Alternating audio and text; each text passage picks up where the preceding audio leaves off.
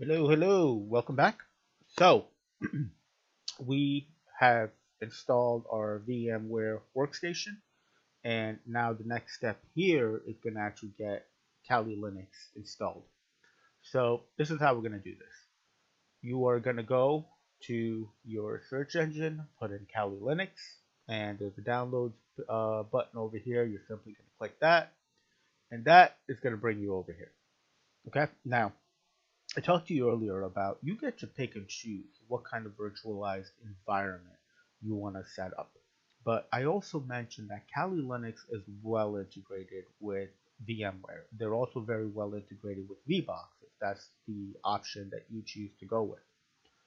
In the event that you're not using either VMware or VBox, you are going to have to figure out what to download. So these two up here are the generic installations of Kali Linux.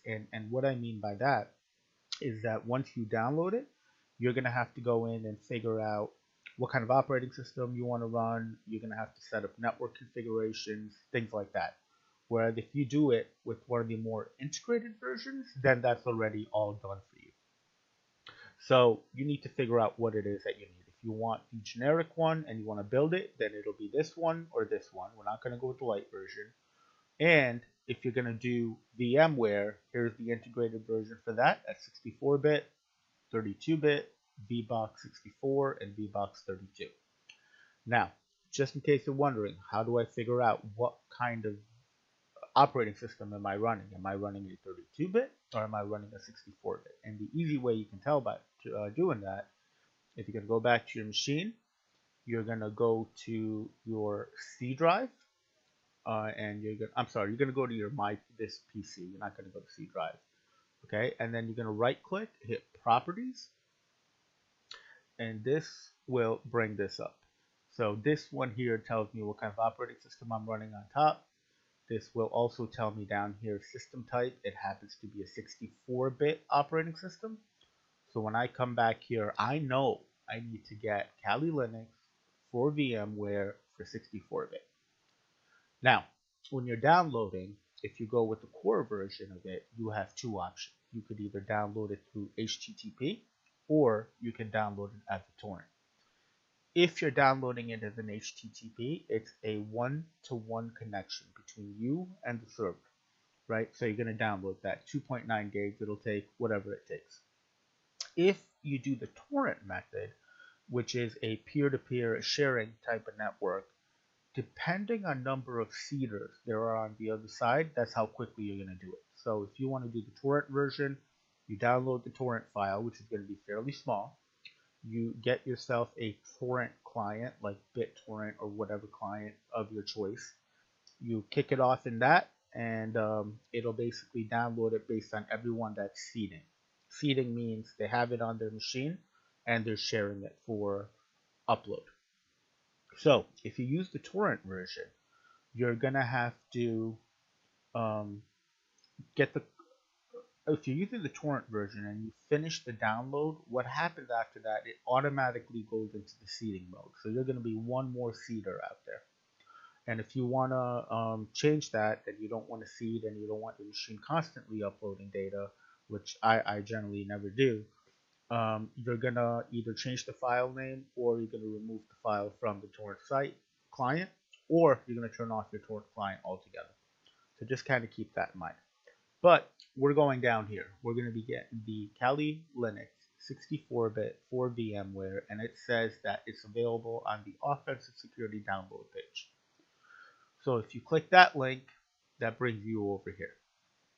Now, over here, the only option you have is the torrent website or the torrent download. So we're going to download this torrent, and we are going to have to unzip it. This is running on a 7-zip. So you have options, right? Even if you're running WinZip, it'll work just the same. So for the case of this one, we're going to download 7-zip.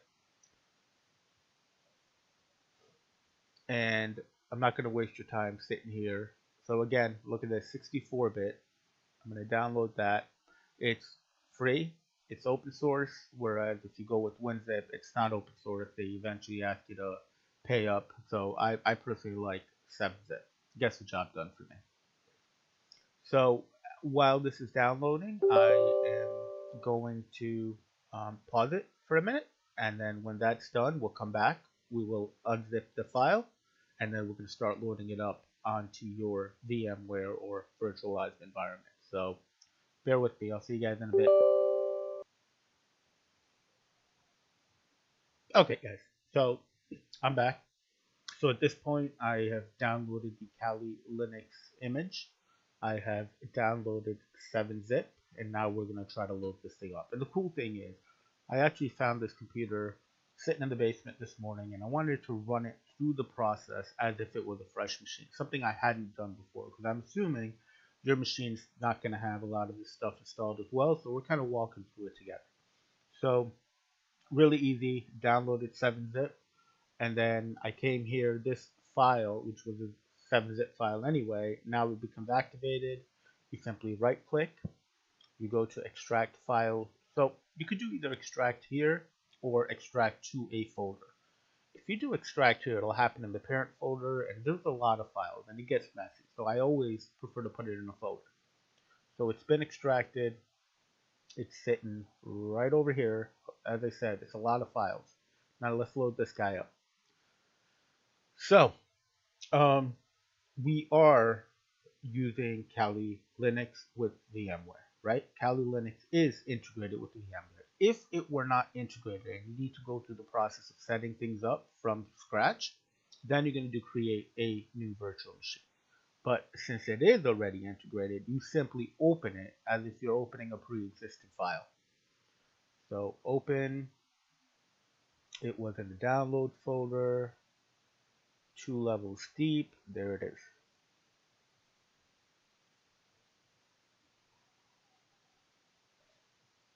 So when I was testing this and I was doing the dry runs for this, I was working on an older computer, and that thing only had 2 processors.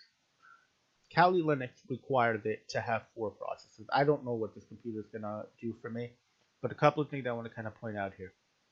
So processors by default is going to be at 4. The username and password is going to be root and tour. So in the event, and I don't know if it'll happen here, but in the event you try to start it up and it comes back into an error saying, hey, you need 4 processors. You only have 2 on this machine. Sorry, I can't help you. I can't turn it on. So in that case, you need to go back and you need to tell the computer, you know what? I authorize to do this on 2 processors. It's going to be slower, but I get it, but I'm taking it, right? And the way you change that is you go to Edit, Virtual Machine Settings,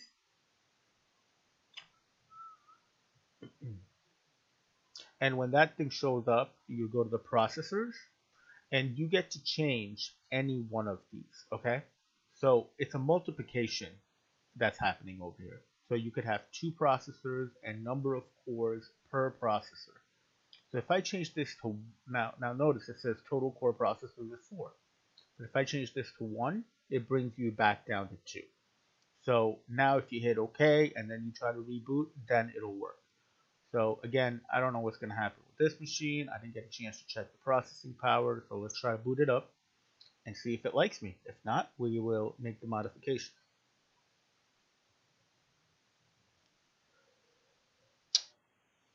Let's see, virtualized environment is running in long mode.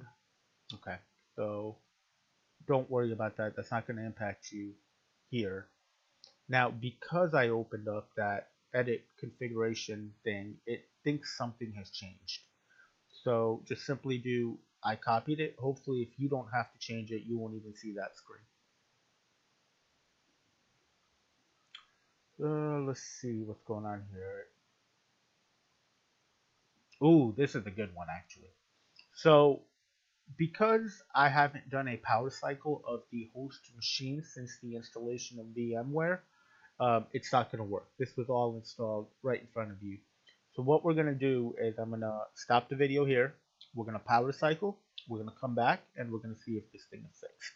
If not, then good, right? We'll get the other goal of this course is to hit as many roadblocks as needed, but we will work through them together. So if you see this, let's do a power cycle and come right back. So I'll see you guys in another video. We'll make a part 2 of this one.